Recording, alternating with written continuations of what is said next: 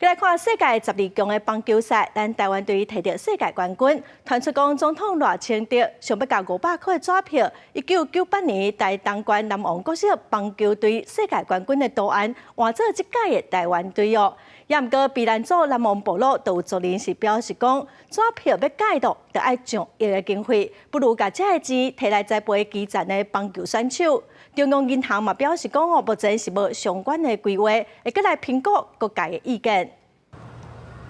世界12强棒球比赛结束，不过台东县立棒球场当日举办原民关华杯少棒比赛，小球员因为中华队摕到世界冠军的激励，伫球场拼命练球。场场的球员嘛提出实力认真比赛，咱国少棒小球员的表现真互人肯定。捌伫1998年台东县卑南族南王部落的南王国小棒球队，当摕到关怀杯冠军，球员欢喜向空中弹帽的一张相片。为2000年开始，都是500块纸票的图沿用到即马。不过即马传出总统赖清德想要将纸票顶悬的图换做拄摕到12强世界棒球冠军的中华队，引起热烈讨论。有民众认为，这当引起国人对咱国棒球运动的信心。不过，卑南族人认为，不如将纸票改版的费用投入基层棒球的培育，更加有意义。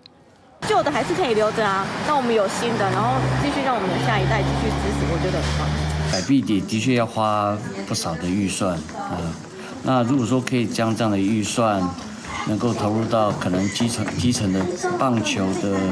的推动运动里面，是不是一个更好的一个选项？中央银行发布的新闻稿表示，社会各界提出有关庆祝中华队得到世界杯棒球冠军发行冠币的建议，会谨慎评估各方的意见，再搁交由行政院核定。记者综合报道。